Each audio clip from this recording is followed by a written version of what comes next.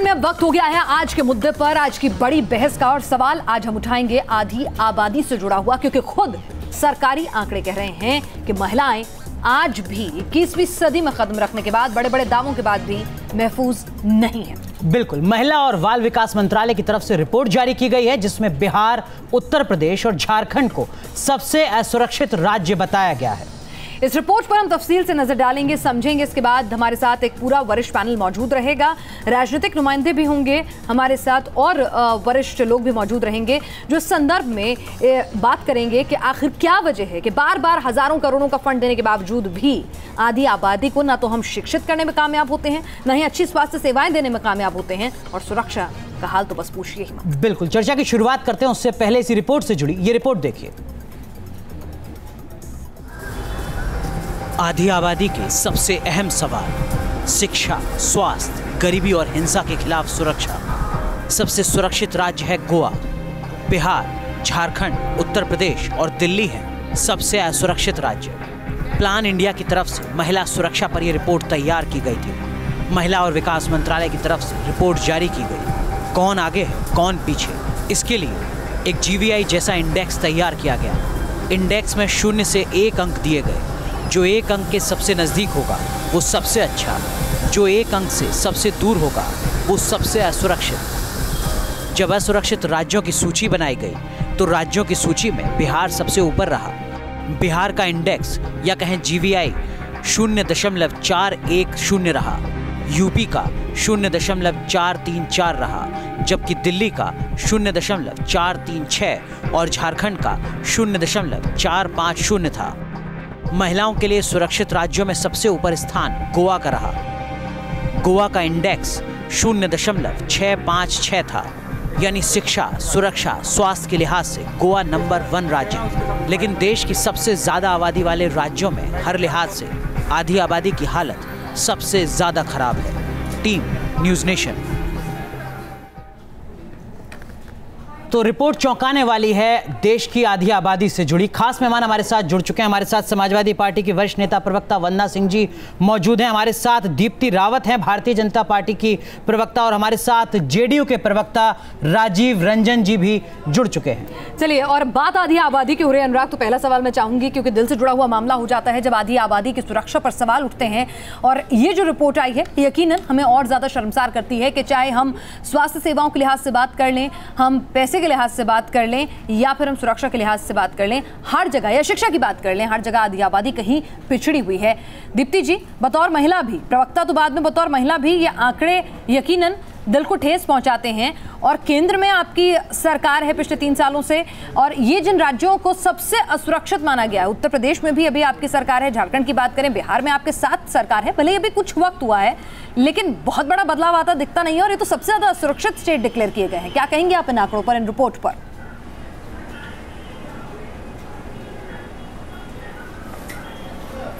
देखिए, मैं इस पे बहुत ज़्यादा राजनीतिक बात नहीं करना चाहूँगी, बिकॉज़ ये इशू ही पॉलिटिकल नहीं है, ये एक सोसाइटी, एक सामाजिक इशू है। और जहाँ तक आप सरकारों की बात कर रहे हैं, तो जो राज्य जिसमें सबसे ज़्यादा, जिसमें हमें सेफेस्ट कहा गया है महिलाओं के लिए, या महिलाओं का जो स्तर है वो सबसे ठीक है, सबसे बेहतर है, वो गोवा है, और वहाँ भी भारतीय जनता पार्टी की सरकार है, तो वो भी वही है। और वर्स्ट स्टेट्स में मैं कहूँगी आपसे, वो दिल्ली भी है, और दिल्ली में किसकी सरकार है वो आप भी जानते हैं। तो यही है, ये बात वो नहीं है कि किसकी सरकार है उस स्टेट में, या महिलाओं की क्या दिशा है, क्या उनका स्थान है। बात ये है मोदी जी ने कहा था ना, बहुत हुआ नारी पर वार, अब की बार मोदी सरकार। आज़ादी को हुए कई साल बीत चुके हैं, बिल्कुल। तो लेकिन नारी पर बात तो जारी है ना, मैं आपको ये कहूँगी कि मोदी जी ने महिलाओं के लिए जो चीज़ें करी हैं, अभी प्रेग्नेंट वुमेन के लिए जो हमने किया है, मातृत्व शक्ति के लिए जो एक उन्होंने एक अमाउंट दिया है कि जो वो नहीं खा पाती हैं, जो एक जिस तरीके का पौष्टिक आहार, न्यूट्रिशन उनको खाना चाहिए वो नहीं मिलता है, वो नहीं खाती हैं प्रेग्नेंट वुमेन, उनके लिए 6,000 रुपये। बिल्कुल, स्वास्थ्य में भी पिछड़ी हुई है, और सबसे बुरी स्थिति बिहार की है। बिहार से हमारे साथ राजीव रंजन साहब हैं, JDU के प्रवक्ता हैं। राजीव रंजन साहब, पिछले 1 दशक से ज्यादा लंबे समय से राज्य की सत्ता में आप हैं। क्या आप स्वीकारते हैं कि आधी आबादी को विकास की मुख्यधारा से जोड़ने में आपकी सरकार नाकाम रही है?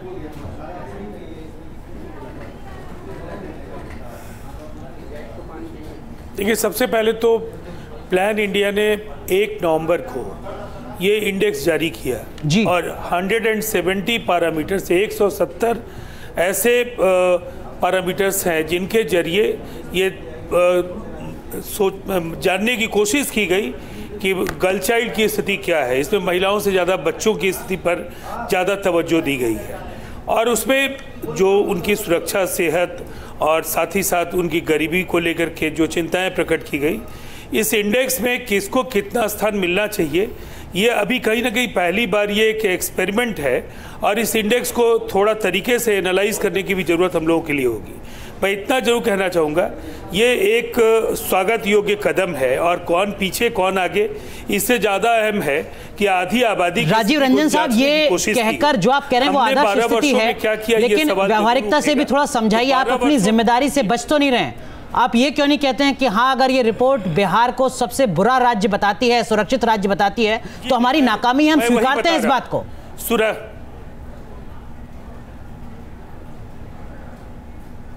नहीं, सबसे पहले तो जिस तरह से स्टैटिस्टिक्स इस इंडेक्स में है, तो मैं उनका जवाब सबसे पहले महिलाओं की सुरक्षा से जुड़े जो आंकड़े हैं उनके लिए आप एनसीआरबी के आंकड़ों को देख लीजिएगा। बिहार की स्थिति देश के राज्यों में कहाँ है वो आपको स्पष्ट हो जाएगी। देश के ज्यादातर राज्यों में आबादी के हिसाब से जो प्रति लाख व्यक्ति महिलाओं पर जो हिंसा के मामले हैं उसमें बिहार। नहीं, पिनाक जी, इसमें गलत और सही से अलग हट करके मैंने बात कही है। मैंने कहा इस इंडेक्स में 170 जो तथ्य है उनके आधार पर ये इंडेक्स तैयार किया गया है। उसमें किसको कितनी जगह मिले, इसमें 4 महत्वपूर्ण तत्व सामने आए, ठीक है, लेकिन 170 तरीके से इसको जांचने की कोशिश की गई है। मैंने इसका स्वागत किया है, लेकिन ये 70 वर्षों के आज़ाद हिंदुस्तान में किसी राज्य की स्थिति को जांचने के लिए उसे फेल या पास दिए जाने के लिए पर्याप्त ये इंडेक्स नहीं है। मैंने ये कहा कि नीतीश कुमार जी ने बाल विवाह को एक कारण माना और बाल विवाह के कारण जो बच्चे पैदा होंगे उनके स्वास्थ्य को लेकर। राजीव जी, चलिए, आपने कहा कि 170 पैमाने नहीं हो सकते। मैं बहुत देसी बात करती हूँ और बहुत ही एकदम, सुनिए ना राजीव जी, वजह से उन्होंने इस अभियान को आप कह रहे हैं कि ये 170 मापदंड जो होते हैं, आप पॉपुलेशन रेशियो 50 चीजें आप ऐसे बात करेंगे और अगर किसी हम स्टैटिस्टिक एक्सपर्ट से बात करने लगे तो 4-6 और लूप होल निकाल के आंकड़ों की बाजीगरी कर देगा। मैं बिल्कुल ग्राउंड जीरो की बात करती हूँ। अभी हाल ही में मेरा खुद का 3 बार जाना हुआ पटना के आसपास के कुछ इलाकों में, नालंदा और उसके करीब के इलाकों में जाना हुआ। साथ ही साथ मैं आपको ये बताऊंगी कि वहां पर जब हम लोग जाते थे तो लोगों से बातचीत करते थे, मेरा पहला अनुभव था, लोगों ने सीधा कहा कि भाई देखिएगा, शाम के बाद जरा ध्यान से निकलिएगा, ये दिल्ली नहीं है। जबकि दिल्ली की खुद की स्थिति भी बहुत अच्छी नहीं है, उसके बावजूद भी लोगों ने समझा के भेजा। तो आप बताइए इसके लिए आप क्या जवाब देंगे? आप पिनाक जी, देखिए पिनाक जी, नहीं पिनाक जी, आपने अपना क्या अनुभव महसूस किया, मैं उसको चुनौती नहीं दूंगा, लेकिन मैं समझता हूं कि राष्ट्रीय अपराध अनुसंधान, ये रिकॉर्ड ब्यूरो एक प्रामाणिक संस्थान है और अगर उसके अभिलेख में बिहार के आंकड़े देश के अन्य राज्यों से बेहतर हैं, एक आंकड़ा मानने को तैयार है, दूसरा आंकड़ा मानने को तैयार नहीं है। मतलब जो मुझे सूट करे वो वाला रिजल्ट में मान लूंगा। मैं इतना जो कहना चाहूंगा, बिहार में कानून व्यवस्था के नहीं, पिनाक जी, मैं राजीव जी, आप कुछ और आंकड़ों को शायद मान लें। ये रिपोर्ट ही कहती है जिसके मुताबिक राज्य में लगभग 40% लड़कियां ऐसी हैं जिनकी शादी 18 साल से कम उम्र में हो जाती है। सरकारी आंकड़े हैं जो कहते हैं कि बिहार वो राज्य है जहां पर आबादी का तकरीबन 43% जो ग्रामीण क्षेत्र में रहता है वो निरक्षर है।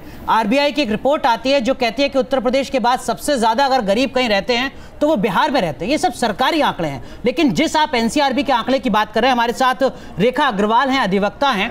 रेखा जी, आपसे समझने की कोशिश करेंगे। एनसीआरबी का आंकड़ा कहता है कि बिहार में महिलाओं के खिलाफ जो अत्याचार हुआ 2016 में वो 13,619, ये वो मामले हैं जो दर्ज हुए हैं। अगर हम बिहार को देखते हैं तो दिल्ली से पीछे है बिहार इस मामले में और कई राज्यों से पीछे है। क्या इसका मतलब ये मान लेना चाहिए कि राज्य में सब कुछ ठीक है, या इसका मतलब ये भी होता है कि अत्याचार तो होते हैं लेकिन मामले दर्ज नहीं होते? रेखा अग्रवाल जी, देखिए देखिए, मैं तो आपको ये कहूंगी कि अगर हम कोई भी ऐसे कंपैरिजन नहीं कर सकते हैं कि हम बिहार में मामले दर्ज होते हैं और किसी और राज्य के साथ कंपैरिजन करें, और जो महिलाओं के साथ जो प्रॉब्लम्स जो है वो पूरे देश के अंदर ही हैं।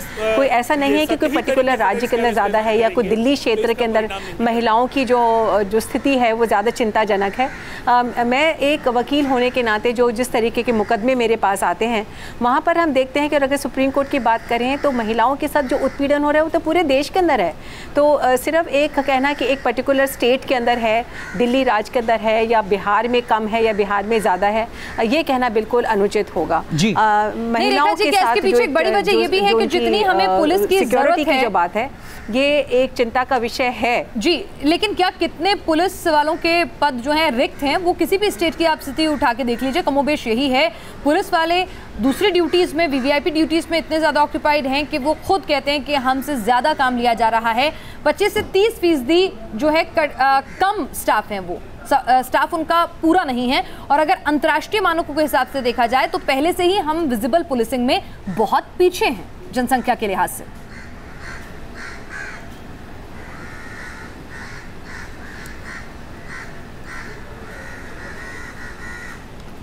हेलो जी रेखा जी।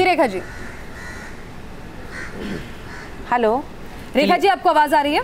हाँ, मैं यही कह रही थी कि हाँ, पुलिस सिक्योरिटी जो है निर्भया केस के बाद में भले जो हमारे देश की जो पुलिस फोर्स है उनको और सतर्क कर दिया गया महिलाओं की सुरक्षा के लिए, और यहाँ तक कि जो क्रिमिनल लॉ है उसके अंदर बहुत सारे अमेंडमेंट्स भी हुए कि पुलिस को किस तरीके से किसी भी पुलिसकर्मी को किसी भी महिला के कंप्लेंट, अगर कोई किसी भी तरह की शिकायत मिलती है तो उनको तुरंत उसको कंप्लेंट को दर्ज करना चाहिए। तहकीकात और तफ्तीश की बात तो बाद में आती है, पर तुरंत एक FIR दर्ज करनी चाहिए।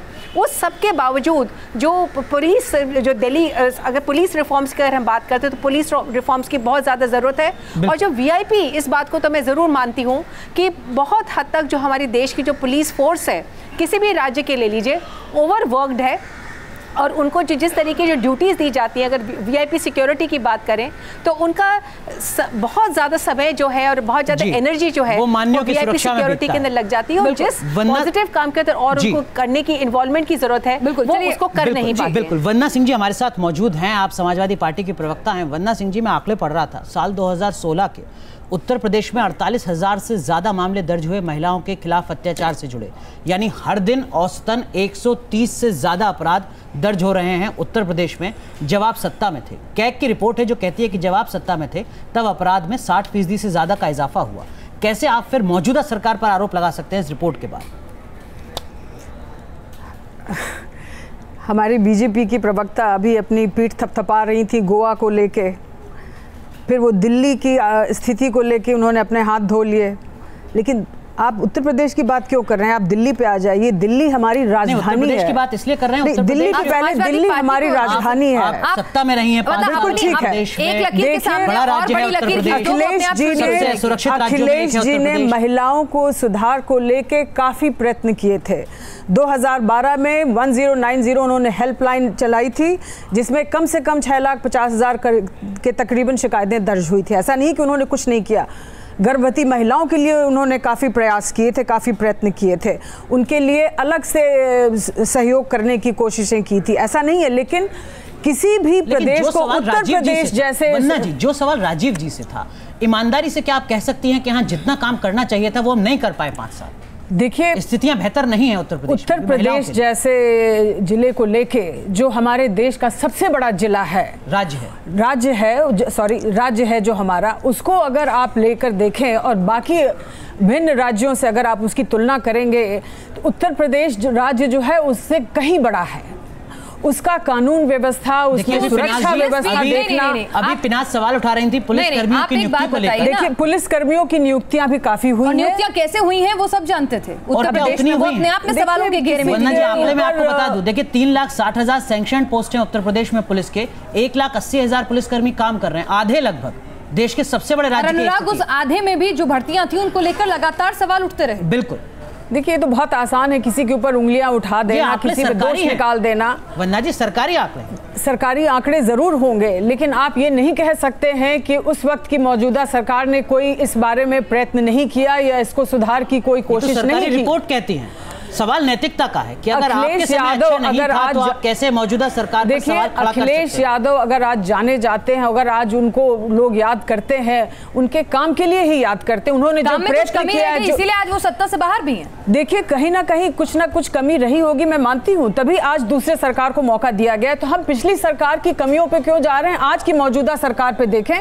उस पे अगर हम ध्यान दें तो आज की मौजूदा सरकार क्या कर रही है, आपको क्या लगता है? मौजूदा सरकार क्या कर रही है, ये सवाल आपसे पूछा गया। आपने गोवा का तो तुरंत झटपट उदाहरण दे दिया, लेकिन दिल्ली में भी अगर एक तरह से देखा जाए तो कानून व्यवस्था केंद्र के हाथों में ही है, और केंद्र जो है वहां भी आपकी सरकार है। उत्तर प्रदेश की मौजूदा स्थिति अगर देखी जाए तो हाल फिलहाल में अपराध बढ़ा है और महिलाओं के खिलाफ भी अपराध बढ़ा है योगी राज में भी। तो किस तरह से इससे पल्ला झाड़ेंगे आप दीप्ति जी?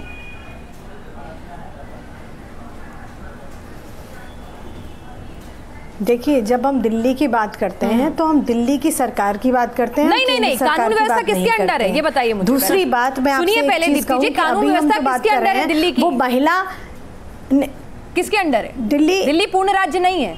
सब कुछ यहाँ सब कुछ कानून व्यवस्था की बात पूछ रही हूं अंडर है। दिल्ली की कानून पूर्ण राज्य नहीं है। किसके अंडर है कानून व्यवस्था ये बताइए। बिल्कुल पूर्ण राज्य नहीं है, लेकिन आप एक बात को याद रखिए, एक बात को याद रखिए, जब मुख्यमंत्री यहाँ चुनकर आए थे दिल्ली के तो उन्होंने कहा था कि मैं विमेन सेफ्टी का पूरा ध्यान रखूंगा। सुनिए ना, मैं विमेन सेफ्टी के बारे में हेल्पलाइन चलाऊंगा। पूछ रही हूं, कितनी वो तो ये भी कहते हैं कि पुलिस विमेन सेफ्टी को लेकर कितने कैमरे लग गए हैं, कितनी जगह पे सीसीटीवी कैमरे। आप एक बात का जवाब नहीं दे पाएंगे, दिल्ली की कानून व्यवस्था किसके अंडर? कहाँ पे आपको वो महिला गार्ड नजर आ रही है जिसकी बात की गई थी? अच्छा ठीक है, दीप्ति रावत एक चीज बताइएगा जरा। दीप्ति रावत एक बात सुन लें आप। दोनों चीजें अलग अलग है। ऐसा नहीं है कि मुख्यमंत्री के अंडर कुछ नहीं है, मुख्यमंत्री के अंदर भी पूरी यहाँ की व्यवस्था है। चलिए लेकिन हम पूरे देश की बात कर लेते हैं। दीप्ति रावत पूर्णता उसकी जो आपका जो राइट, मुख्यमंत्री यहाँ मुख्यमंत्री खराब हो गए और उत्तर प्रदेश में कौन खराब है? को नहीं दे सकते। दिल्ली में मुख्यमंत्री खराब है, उत्तर प्रदेश में कौन खराब है? हमारे साथ प्रियंका चतुर्वेदी भी जुड़ चुकी हैं, कांग्रेस पार्टी की। प्रियंका जी आपसे समझने की कोशिश करेंगे महिला और बाल विकास मंत्रालय की रिपोर्ट जो कहती है कि देश के बड़े राज्यों में आधी आबादी सुरक्षित नहीं है। क्या कुछ इसका मतलब होगा? ये आपसे समझने की कोशिश करेंगे। एक बार दीप्ति से सवाल पूरा कर लेते हैं। दीप्ति जी, प्रियंका जी के पास जाएं क्योंकि भी कुछ तकनीकी दिक्कत है, उनसे बात नहीं हो पा रही है। आप जरा सवाल का जवाब दे दीजिए कि दिल्ली में आपने कह दिया कि जी मुख्यमंत्री अलग हैं, ठीक नहीं है। उत्तर प्रदेश में मुख्यमंत्री कौन है और ठीक है ना? वो वहाँ भी अपराध पिछले 6 महीने आप ही रहे सत्ता में लंबे समय। चाहती हूँ एक सेकंड उनको जवाब देने दीजिए। नहीं मैं आपसे आप मेरी बात सुनिए एक मिनट। आप अगर 1 मिनट शांत होकर सुनिए। मैं अभी आप बात कर रहे हैं महिला एवं बाल विकास मंत्रालय की जो रिपोर्ट आई है, हम उसके ऊपर बात कर रहे हैं। लेकिन मैं आपको एक चीज और बताऊंगी कि एक और थॉमसन रॉयटर्स फाउंडेशन की एक पोल उन्होंने, यानी सरकारी रिपोर्ट से ज्यादा अच्छी प्राइवेट एजेंसीज की रिपोर्ट है क्या? अक्टूबर में 2017 में। तो आप अगर उसको देखेंगे तो आपको महिला एवं बाल विकास मंत्रालय की रिपोर्ट गलत है, मतलब यानी कि केंद्र सरकार गलत रिपोर्ट बनाती है क्या? अपनी ही सरकार की रिपोर्ट को खारिज कर रही हैं ये कहकर। अनसेफ और डेंजरस सिटीज में दिल्ली आती है जहां महिलाओं की दीप्ति जी सबसे खराब। आप कह रही हैं कि आपकी सरकार के अधीन आने वाले मंत्रालय की रिपोर्ट गलत है और एक प्राइवेट एजेंसी की रिपोर्ट सही है, यही कहना चाहती हैं आप? क्योंकि आप इसको तो मान नहीं रही हैं, दूसरी रिपोर्ट का हवाला दे रही हैं। मैंने कहा मैंने नहीं कहा, तो इसको मान लीजिए।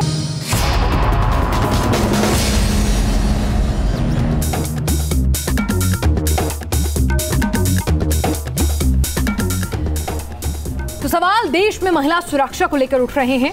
न जाने कितने दावे किए जाते हैं। हर सरकार अपने चुनावी वायदों में, घोषणा पत्र में, चुनावी जुमलों में एक से बढ़कर एक जुमले तैयार कराती है महिला की सुरक्षा के, उनको आगे बढ़ाने के, उनको पढ़ाने के वादों के। लेकिन वादों की कलाई खुलती हुई उस वक्त नजर आती है जब महिला एवं बाल विकास मंत्रालय की ओर से जो आंकड़े जारी होते हैं उसमें चाहे शिक्षा का पैमाना ले लीजिए, आप स्वास्थ्य का पैमाना ले लीजिए, या फिर आप पैमाना रख लीजिए सुरक्षा का, या फिर उनके पास अपनी आमदनी का, हर जगह महिलाएं बेतहाशा पिछड़ी हुई हैं। और उत्तर भारत की तो स्थिति पूछिए ही मत। क्या कुछ हकीकत है जमीनी? इसको दिखाती एक और रिपोर्ट आपके सम्मुख रखते हैं, फिर इस चर्चा को आगे बढ़ाएंगे। देश में कितनी महफूज है आधी आबादी? महिला सुरक्षा के लिए कदम तो उठाए जाते हैं, लेकिन आंकड़े क्या कहते हैं? एनसीआरबी के आंकड़ों के मुताबिक साल 2016 में महिलाओं के खिलाफ दर्ज होने वाले अपराध का आंकड़ा 3,51,948 था। वहीं 2015 में 3,31,649 और 2014 में 3,40,826 था।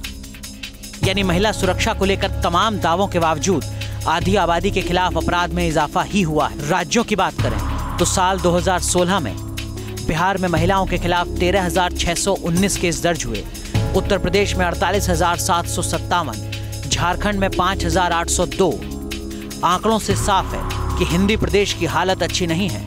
उत्तर प्रदेश, बिहार, झारखंड, दिल्ली में महिलाओं के खिलाफ अपराध के आंकड़े बहुत ज्यादा हैं। Team news nation. और सीधे चलते हैं कांग्रेस की प्रवक्ता प्रियंका चतुर्वेदी के पास। प्रियंका जी, शिक्षा, स्वास्थ्य, गरीबी और सुरक्षा, इन चारों मुद्दों पर अगर देश की आधी आबादी पीछे है तो क्या आप ईमानदारी से स्वीकारती हैं कि हाँ, पिछले 70 साल का जो सफर रहा है इस देश का, वही इसके लिए जिम्मेदार है? सिर्फ एक सरकार को कटघरे में नहीं खड़ा किया जा सकता। ये तो नहीं, कटघरे में खड़ा करने की बात ही नहीं है, पर जिन लोगों ने 2014 में ये अपना चुनावी मुद्दा बनाया था, निर्भया गैंगरेप के बाद जिस तरीके की राजनीति छिड़ी थी, होता है किसको जिम्मेदारी ज्यादा लेनी है, किसका दायित्व ज्यादा होता है, क्योंकि महिलाओं ने भी बढ़ बढ़ के वोट दिया था सरकार बदलने का, और सरकार का दायित्व बनता है कि इसकी जिम्मेदारी लें। रही बात महिला सुरक्षा को लेकर, अभी ग्लोबल गैप इंडेक्स आया है, उसमें आपको जानकर हैरानी होगी कि 2014 के बाद, 2006 के बाद जो रिपोर्ट आई है इनकी, उसमें हमारा जो महिलाओं के अधिकारों का विषय है उसमें भी कमी आई है। हम बांग्लादेश से भी पिछड़े हुए हैं। तो ये गौर करने की बात है, हर राजनीतिक पार्टी से, राजनीतिक सोच से उभरकर सोचने की बात है कि आज ऐसा क्यों है कि सारी राज्य सरकारें जो महिला सुरक्षा को मुद्दा बनाती हैं। उत्तर प्रदेश में हमने देखा किस तरीके से, लेकिन प्रियंका चतुर्वेदी वही सरकारी आंकड़े कह रहे हैं कि बिहार के मुकाबले कर्नाटक में बुरी स्थिति है, जहां सत्ता में आप हैं। तो क्या वाकई कोसा जाना चाहिए? जो शुरुआती सवाल था मेरा आपसे। पार्टी की उत्तर प्रदेश ले लें, आप राजस्थान ले लें, आप मध्य प्रदेश, मैं कर्नाटक ले रहा हूं। प्रियंका चतुर्वेदी, प्रियंका भारतीय जनता पार्टी, अगर हम थोड़ी देर के लिए मध्य प्रदेश और छत्तीसगढ़ देख लेंगे जी, नहीं, एक मिनट, मध्य प्रदेश और छत्तीसगढ़ लेंगे, पिछले 15 सालों से इनकी सरकार बनी हुई है। आप कर्नाटका की बात करेंगे, कर्नाटका हर 5 साल में फेरबदल होता है, पर अगर हम कंसिस्टेंसी की बात करेंगे तो दिख रहा है जो लेकिन जब आप मुद्दा बनाते हैं, आप केंद्र की कंसिस्टेंसी नहीं मान रही हैं, राज्यों की कंसिस्टेंसी आप गिना रही हैं। प्रियंका जी, ये कैसे हो सकता है? मैंने केंद्र का भी कहा कि आपने उसको चुनावी मुद्दा बनाया। आपने बार बार 2014 में ये कहा कि हमारी सरकारें विफल रही हैं, उसके परिणाम आपको मिले, आपको देश की जनता ने वोट दिया, ईमानदारी से वोट दिया। देखिए, मुझे चलिए दीप्ति जी, आप बार बार कहते हैं कि 70 साल में कुछ नहीं हुआ, तो आपने 3 साल में ऐसा क्या कर दिखाया? ऊपर की तरफ ही जा रहे हैं। दीप्ति जी, प्रियंका की बात का जवाब देख लीजिए या वायलेंस देख लीजिए, उन पे बढ़ता ही जा रहा है। प्रियंका की बात का जवाब दें दीप्ति जी। चलिए, 70 साल में वो कह रही है, उसी मुद्दे को आप लेकर आप आए थे ना। के बारे में सोच है, जो विचारधारा है, जो बातें होती है योगी आदित्यनाथ से लेकर उनके बाकी हरियाणा के मुख्यमंत्री। दीप्ति रावत जरा बता दीजिए, एनसीआरबी के आंकड़े 2014 और 2016 के कहते हैं कि महिलाओं के खिलाफ अपराध के मामले बढ़े हैं।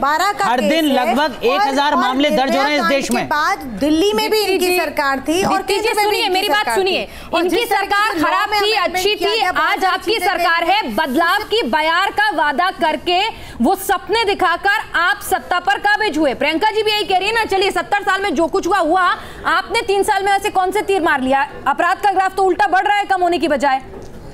कहां से बचाया आपने बेटी को? कहां से पढ़ाया आपने बेटी को? हर दिन 1000 अपराध हो रहे हैं इस देश में, आपके राज्य में। आप ये बताइए, जिस तरीके से लड़कियों पे, बेटियों पे, चाहे वो लाडली लक्ष्मी योजना हो, चाहे वो बेटी बचाओ बेटी पढ़ाओ हो, चाहे वो उज्ज्वला योजना हो, चाहे वो प्रधानमंत्री। दीप्ति जी, मुझे गैस से कोई लेना देना नहीं, पहले मेरी बात सुनिए। ये जितनी 3 साल के अपनी सरकार में केंद्र में आने के बाद के वो आंकड़े बता दीजिए जो कहते हो महिलाएं पहले से उनके खिलाफ अपराध घटा है। स्ट्रॉन्ग करने के लिए योजनाएं हो, ये सब कुछ महिलाओं को इकोनॉमिकली और हर तरीके से सोसाइटी में अपलिफ्ट करने के लिए ये योजनाएं बनाई गई है। पिछली जो 70 सालों की और शारीरिक सुरक्षा प्रदान करवाएं, आप अपनी केंद्र सरकार से बोलें, फिर बात करें गैस के चूल्हे की। इस आधी आबादी के बारे में सोचा ही नहीं। आज जो वो इतनी बात कर रही हैं, उन्होंने इनके बारे में, हमारे बारे में, जो आधी आबादी है, इस अपने खुद के बारे में कभी सोचा ही नहीं। जो वो आज आप लोग सोच रहे हैं ना बहुत ज्यादा, उसका क्या नतीजा निकल रहा है? कहूंगी हमारा तो फर्स्ट टेन्योर पूरा नहीं हुआ है अभी तो। 3.5 साल बीत चुके हैं, 3 साल कम होते हैं, 3 साल हुए हैं, 2 साल और बचे। केंद्र में रेखा, एक मिनट, रेखा अग्रवाल आगे पुलिस व्यवस्था जो है केंद्र और नहीं, वो राज्यों की जिम्मेदारी है। नहीं, राज्यों को भी केंद्र क्वेश्चन कर सकता है केंद्र में। लेकिन रेखा अग्रवाल एक चीज आपसे समझने की कोशिश करेंगे, जब हम आधी आबादी के खिलाफ अपराध की बात करते हैं, आंकड़े कहते हैं कि जो कन्विक्शन रेट है वो 20 से 21% के आसपास है। क्या कुछ इसका मतलब होता है बेहतर कानून व्यवस्था के लिहाज से? रेखा अग्रवाल, अगर कन्विक्शन रेट महज 20 या 21% है इस देश में?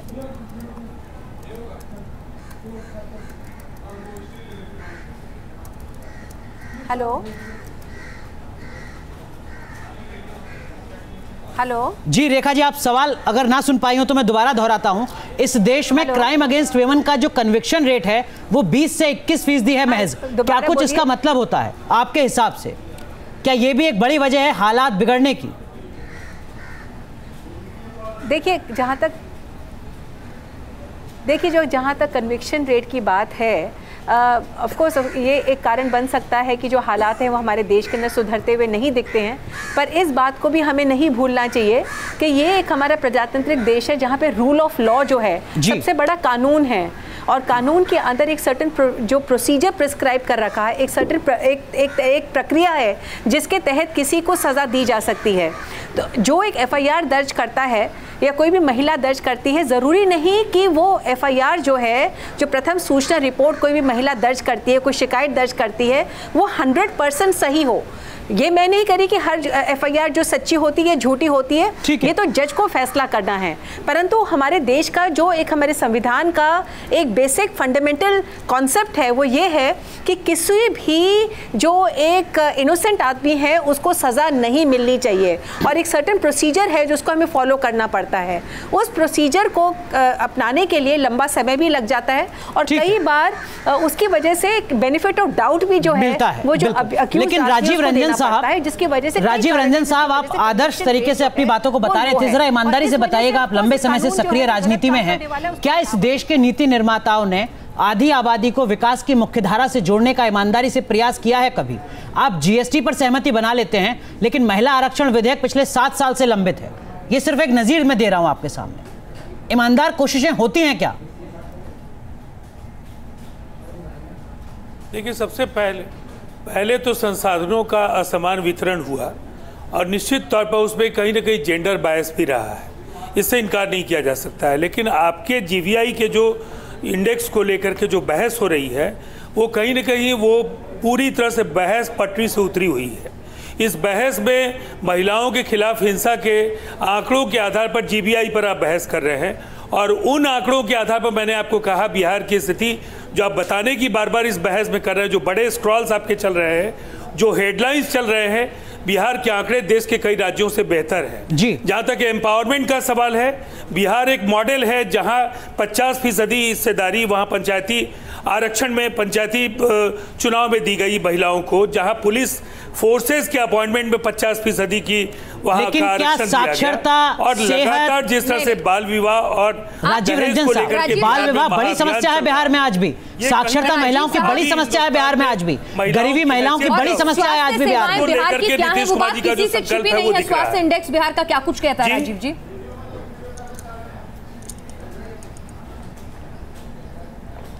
नहीं, आप क्या कहना चाहती हैं मैं नहीं जानता हूं। मैं चाहता हूं कि GBI पर अगर बात कर रही हैं तो मैंने कहा उन्हें 170 पैरामीटर्स के लिए सीरीज ऑफ डिबेट्स आप कर लीजिए। ये 70 वर्षों के हिंदुस्तान का लेखा जोखा है। 12 वर्षों में जो कुछ नीतीश कुमार जी ने बदलने की कोशिश की है, मैंने पहले पार्टी लाइन पर बात की भी नहीं जी, लेकिन हमारा ये मानना है कि बिहार सबसे विकसित राज्य है जहां पर कोई समस्या नहीं है, और आप ही जिस पार्टी के साथ सत्ता में हैं दिल्ली में, उस मंत्रालय की रिपोर्ट गलत है। राजीव रंजन साहब, परिणाम है बिहार सबसे विकसित राज्य है इस वक्त देश का आपके मुताबिक? आप तो मंत्रालय की रिपोर्ट पर बहस ही नहीं कर रहे हैं जी, और मंत्रालय की रिपोर्ट भी आपके हिसाब से गलत है क्या? गंभीर पत्रकार है, जीबीआई ने 4 पहलू हैं जिनको समझने की हम कोशिश कर रहे हैं। अनुराग जी, दिक्कत क्या है कि आप लोगों की बात नहीं सुनते हैं। समझा दीजिए। नहीं, बार बार आप समझने की कोशिश कहाँ कर रहे हैं, आप अपनी बात समझा रहे हैं। अच्छा, मैं विनम्रता पूर्वक बोल रहा हूं, मेरे पास बोलिए। अगर आपको वक्त नहीं देना है आपकी मर्जी है, लेकिन आपने 170 मानदंडों पर अगर इस बहस को खंगालने की कोशिश की है तो उसमें सुरक्षा के सवाल पर आपका पूरा बहस केंद्रित है। उसमें बिहार के जो आंकड़े हैं वो बेहतर है। चलिए, और बाकी जीबीआई पर जो बात करनी है, स्वास्थ्य गरीबी और के बिंदुओं पर जब बात, मैं स्वास्थ्य गरीबी और शिक्षा की भी बात कर रहा हूं राजीव रंजन जी, और आपसे समझने की कोशिश कर रहा हूं क्या इन 3 मोर्चों पर बिहार नंबर 1 है देश में? सुरक्षा में आपका तर्क मान लिया, मैंने कहा ये 170 के 3 बिंदु है, जिन 4 बिंदुओं पर आपने बात की, जो बिंदु आपको मैंने पसंद आए सुरक्षा को लेकर के, महिलाओं के खिलाफ हिंसा के आंकड़ों को लेकर के मैंने आपको कहा